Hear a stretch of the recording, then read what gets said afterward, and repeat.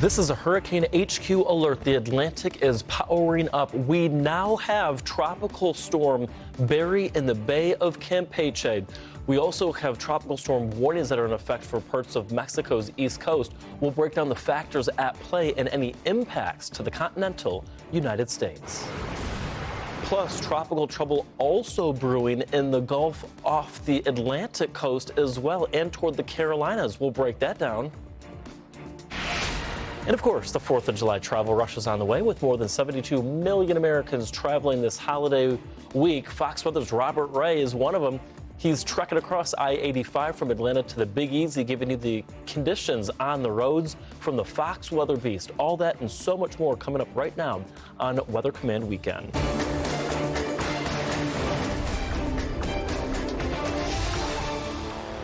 Good morning. Thanks for joining us here on Fox Weather. I'm Michael Estime alongside Jane Menard. Big news within the past few minutes. We now have several tropical storms that we're tracking.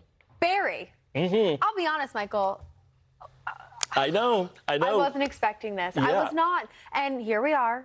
And it was like that, Hail Mary throw. It really was. Whatever it is, the half-court shot. Yeah, that's exactly it. This is, let's get you to the graphics real quick and show you what we're tracking, because Tropical Storm Barry just crossed over that threshold of about, 39 miles per hour or so. That is what we need to see sustained, and I'm going to show it to you in just a second, sustained within the core of the system to consider this a tropical storm.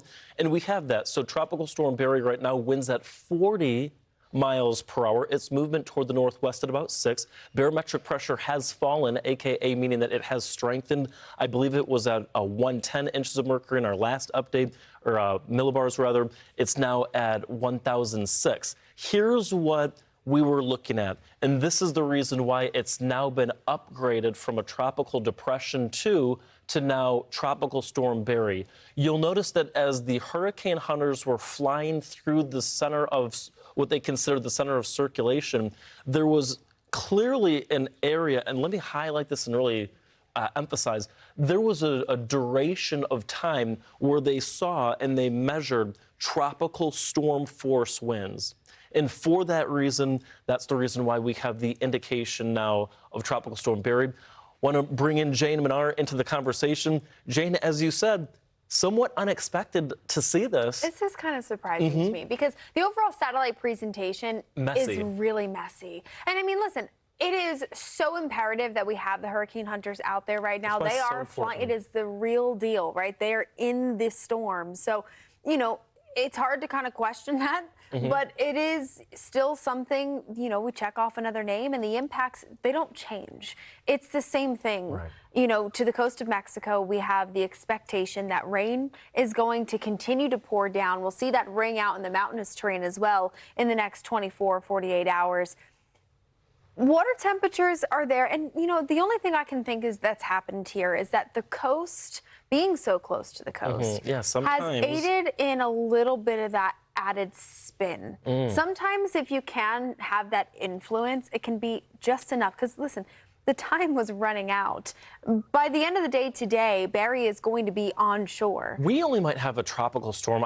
Maybe 6 hours. What's the deal? Because Andrea was only a tropical storm for like 12. So these short-lived kind of impulses of tropical activity, but it's just enough to check off a name from the list. So we'll see. I mean, hostile winds are still going to continue to shear apart this circulation, and that's only growing as this system continues to lift up to the north. Yeah, that's exactly it. It's going to be influenced by a number of different factors that are going to degrade the quality of the system very quickly. You know, not just the upstairs winds or the hostile winds up there, but also it's running into land. It's like 6 hours away from landfall is what we're anticipating. Landfall, I should say, later on this evening, so perhaps a little later than that. But nevertheless, it's going to be very short-lived. It'll run over land. Impacts, as you mentioned, still the same. National Hurricane Center saying that this thing could pick up winds of 40 to 45 miles per hour. So currently it's at 40 miles per hour. So 5 miles per hour, I mean, not the biggest deal ever. But I think just in terms of classification and nomenclature, it's important to at least identify it as a tropical storm at this point. Take this and kind of store it in the back of my head. I feel like we've been burned by this before, where you don't think it's going to happen, But I'm telling you, there's something about the coast of Mexico, the east coast of Mexico, especially in the Bay of Campeche, the way that we have the curvature of the land. It's just enough. So count me in next time. Yeah, yeah. We get a system like this, Michael. Yeah. But the moisture will be something we'll be following. Now, this morning they found that the center of Barry, well, at then was TD2, was a little farther to the south. And I think that might have some influence on the tropical moisture lifting up to the north.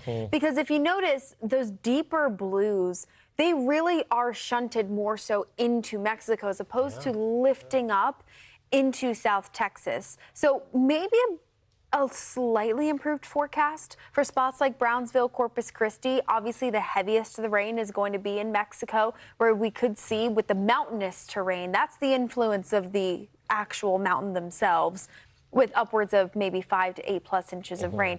But in Texas, you know, we will see some scattered showers and thunderstorms take us at least through Monday into early Tuesday. I think the coverage could be a little more isolated at times. We'll see. Yeah, you know, there, and I also think about there's a lot of folks that, of course, vacation to South Padre Island. Huge popular spot down there, not too far from Brownsville. An area where we're going to be watching for United States impacts from what at this point will perhaps be just remnant moisture from Barry.